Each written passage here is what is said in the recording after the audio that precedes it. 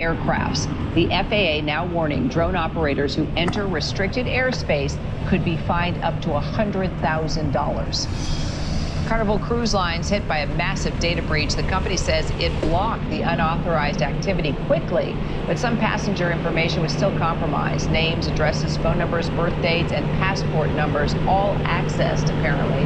Carnival is now reaching out to customers impacted by the hack and offering to provide credit monitoring at no charge.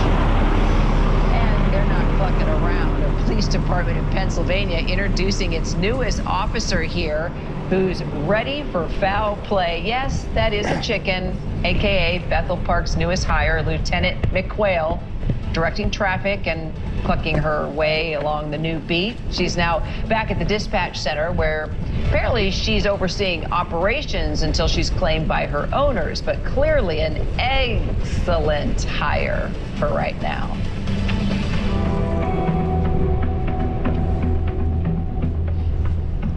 So now the race to salvage a peace deal, and it continues, but all sides seem to be further apart. President Trump and Israeli Prime Minister Benjamin Netanyahu apparently engaging in a pretty heated conversation over the phone as a deal between the U.S. and Iran could be in jeopardy, largely because of this conflict between Israel and Lebanon. Sources telling us that the call was tense and Trump was fuming at Netanyahu. At one point, the president even asking Netanyahu, "What the expletive are you doing?" and accusing him of being ungrateful. It comes as Secretary of State Marco Rubio is answering questions from lawmakers today on Capitol Hill for the first time since the war with Iran began. Olivia Rubin has all those details from here in our nation's capital. Today's Secretary of State Marco Rubio, one of the leaders behind the Iran war, facing questions on Capitol Hill for the first time since fighting began. There is the prospect before us, which could happen today, it could happen tomorrow, it could happen next week, that for the first time, certainly in my memory, they have agreed to negotiate aspects of their nuclear program that just a month ago or just a year ago, they were refusing to even mention, much less enter into discussions about. President Trump telling ABC he thinks there will be an agreement to end the ceasefire and reopen the Strait of Hormuz over the next week. But President Trump has said that repeatedly, and the two sides have been negotiating for more than a month. And now a key sticking point seemingly derailing the talks: Israel's continued attacks in Lebanon on Hezbollah. Iran threatening to cut off communication with the U.S. The president describing it as a little glitch, but claiming on social media talks would continue at a rapid pace, and saying he spoke to Israeli Prime Minister Netanyahu, who would hold back on more attacks in Lebanon. But more strikes reported today. Lebanon state media saying 3 new Israeli strikes, killing at least 1 person. Israel's military also saying sirens sounded in northern Israel due to rocket and drone strikes. Olivia Rubin joins me now. So what more are we hearing from Rubio as he attempts to basically reassure the administration's objectives here? Well, he's sort of repeating some of the president's talking points and how successful this war has been militarily, right? They're saying they have defeated Iran's navy, they have taken out plenty of its military capabilities, and that Iran, according to Rubio, was using that military capability to fire back on anyone who was going to interfere with their nuclear program. So he was sort of positioning this war as something that had to happen because of what Iran was doing. But Kira, he also spoke about some of the difficulties that they have encountered when trying to negotiate with Iran. Specifically, he said, because they don't just talk to Iran directly. He said this is not like negotiating with Switzerland, right? They have to go through intermediaries. They have to go through writing. Sometimes it's days before they get a response to a proposal. And then he talked about sort of some of the fractures within the Iranian regime that still exists, saying even when they get a proposal, they then have to go back within their own government in Iran and see what they are allowed to offer, which can again extend the process. So he said it could be days, it could be weeks. They don't exactly know. But of course, we have also seen this mixed messaging from President Trump. You heard in my piece just there saying it could come next week. President Trump has said that repeatedly, right? We know negotiations have been going on for over a month, but nothing from Rubio that indicated it could be any closer. All right, so the two sides still have a deal after Iranian state media reported Iran threatened to pull out of the talks because of Israel's strikes in Lebanon. So what more are we hearing from Iran? Very little, although President Trump is saying that it was just a little glitch and that negotiations are moving at a very rapid pace. But again, it's this sticking point of Israel and Lebanon. Remember, there was that whole separate ceasefire that they tried to broker because this is something that Iran has been focused on and something that Iran has been asking for. And it was Iranian state media reporting they were threatening to cut off communications. And it's that sort of situation that led to that very tense call between President Trump and Prime Minister Benjamin Netanyahu, which you hinted at there, that sort of screaming phone call, according to sources, President Trump cursing at Netanyahu. And this is not the first time we've heard about tension between those two leaders, right? President Trump has been frustrated with Netanyahu before, according to reporting, but this would sort of be the latest example of fissures in that relationship, especially when we know that the administration is trying to wind down this war. And if Netanyahu's actions in Lebanon could be impeding that effort, that's certainly something that President Trump would be frustrated with. All right, Livia Rubin, thank you.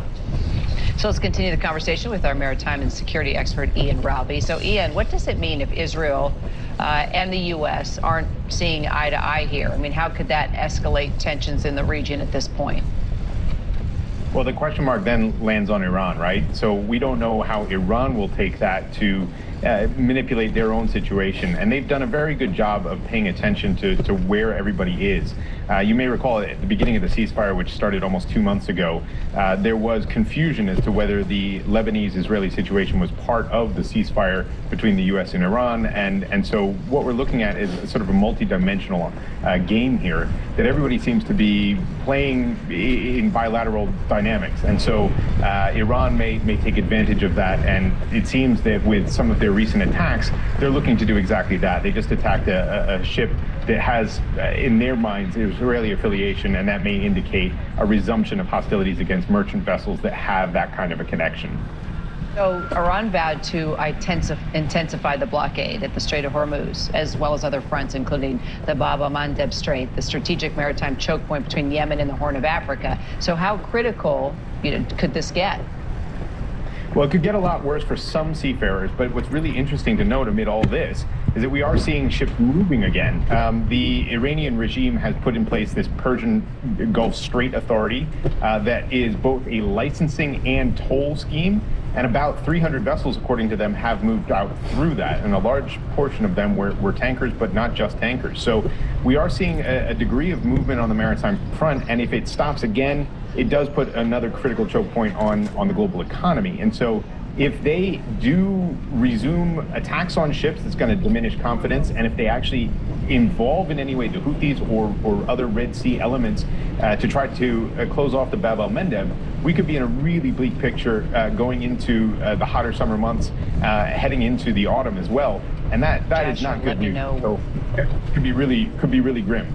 So you mentioned that Iran seems to have attacked a vessel in Iraq. Why would it risk that escalation?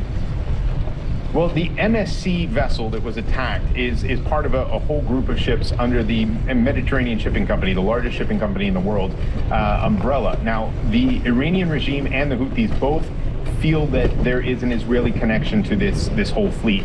Officially, on paper, they're owned by the son and daughter of the original founder, who is Italian and Swiss, and there is no official connection there.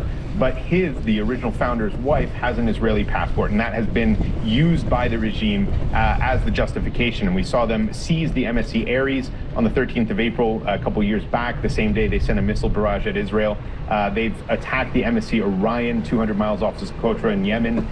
So we are seeing lots of different attacks on MSC vessels because of that notional connection. And so they may be seeing this as a way of in the immediate vicinity, attacking Israel, even though this vessel was in Iraq.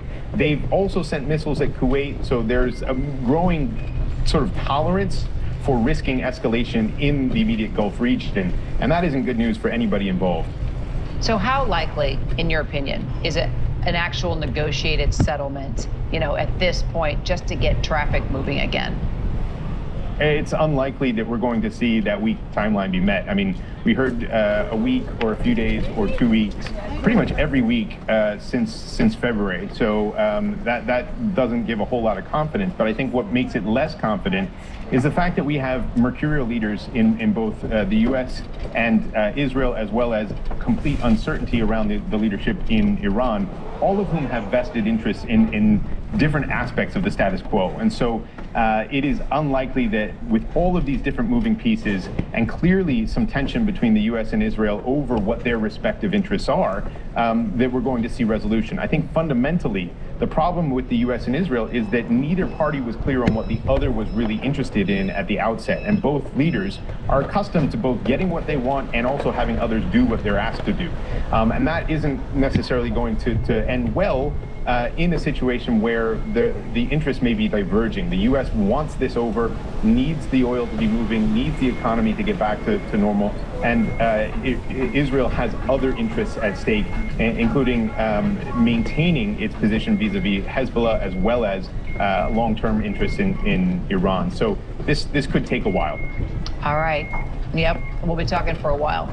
Ian Raby, thank you. Look forward to it.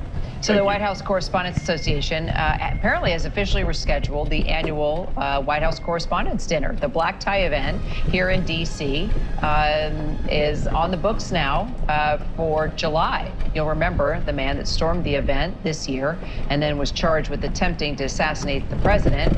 Well, now we're being told it will be rescheduled for Friday, July 24th. Details on the venue, the programming, and of course the president's attendance, that is all yet to be determined. We'll keep you posted.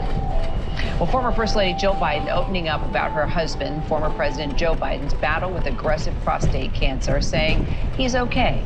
She appeared on our show here at ABC, The View, and she did it this morning, and she talked about her new memoir, The View from the East Wing, which actually comes out today. The former First Lady also confronted with questions about her husband's mental fitness for a second term after that now infamous 2024 presidential debate. Joining us now, Stephen Courtney. He actually paid close attention to the interview, knows all the details about this book. I mean, what exactly did Dr. Joe Biden have to say? Well, she admitted this morning, Kira, that given his battle with prostate cancer, Joe Biden would not have been up to a second term in office. Listen to what she said this morning on The View. And can I ask you, Dr. Biden,